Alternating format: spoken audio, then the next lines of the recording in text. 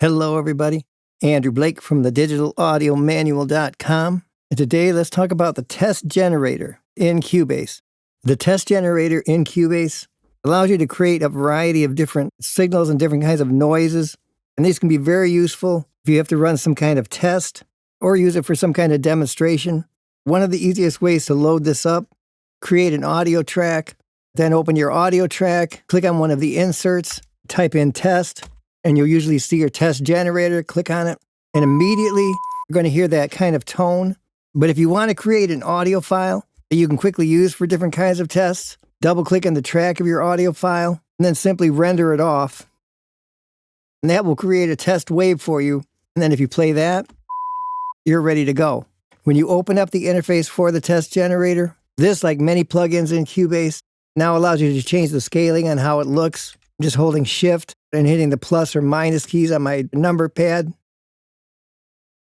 One of the first things you may find very useful, if you look at this particular track that's playing this tone generator, if you look at the meter peak level, it's reading exactly -18. If we look at the test generator, we see that we can change the level right here with this little slider or these various presets and quickly dial in any desired testing level. And when we have something like that, it allows us to quickly see what's happening across our different channels. When I look at the original audio file, I can see that it's reading a perfect -18. But when I go to my master fader, I can see that I've gained a dB because now it's at -17. And this would allow me to investigate what potentially could be going on or causing some kind of discrepancy between any of my meters. All right, let's look at some of these great options.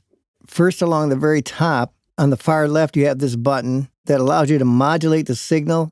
Basically, it puts a 200 millisecond pulse. If we play the sound and then push that button, then we can choose from all different kinds of pre-assigned waves. We've been listening to the sine wave. If we switch to the triangle, or the square wave, the sawtooth, we get this sweep wave. And then we have the option for all these different noise sources. Click on this button, and then we can hit this drop-down list and choose between all these different types of noise. You want to hear white noise, or pink noise, brown noise. That one helps you go to sleep, right? Blue noise. That one's pretty subtle. Gray noise. And violet noise. And again, once you choose any of these, you can simply render this off, and then you'll have an audio file that you can play with any of these different sound sources. Then we have this frequency section with all these different presets. For the longest time, I pretty much thought that's all there was. You do have this slider over here on the right, and as you change it, you can see these variable hertz selections. The 44.0 hertz was a typical setting I would use to tune my guitar. That gives me the A440. Well, it turns out you can simply type any key you want over here in this display. For example, if I need C4, I can just click on this, type in C4, hit enter. Then I get that exact hertz or any key I need. If I need to tune my guitar, I can start right with E4, type that in, and then go to work. Or any other key.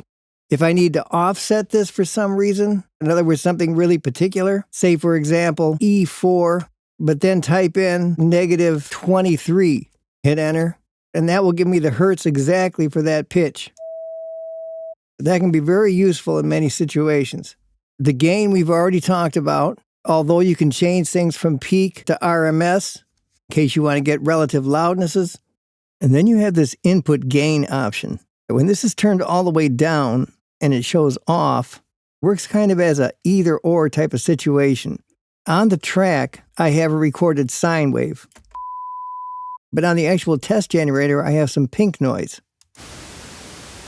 With the input gain off, and if I play the track, when I activate the noise, it will turn off the sound from the track.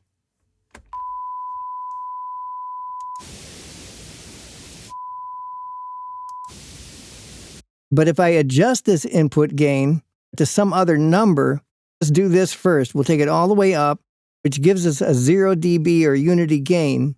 Now instead of turning on and off, both signals will play at the same time.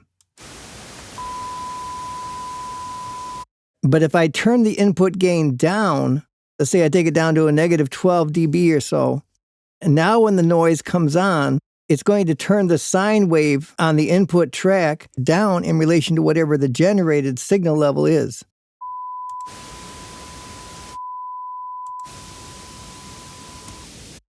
And then you get some options of what you want to do with this sweep button, where it starts, ends, and its duration. Let's turn this on and change the duration to something a bit longer. Play that. Maybe you don't want it to go so high. We could turn down where the end value is. Play that. Or change the start value. All kinds of great options there. And then finally, you can test your outputs. You want to turn your left on or off and your right on and off.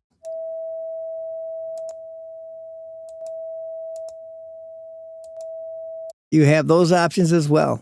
So start using your test generator, open it up, put it on a track. Once again, this is just another amazing plugin that we get inside of Cubase. When you need something like this, it's just the perfect tool for the job.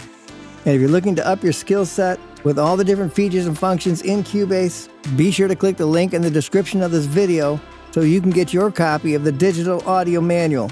And you can begin having fun learning about Cubase in ways you may never have even thought about before. As always, it's great to have you here.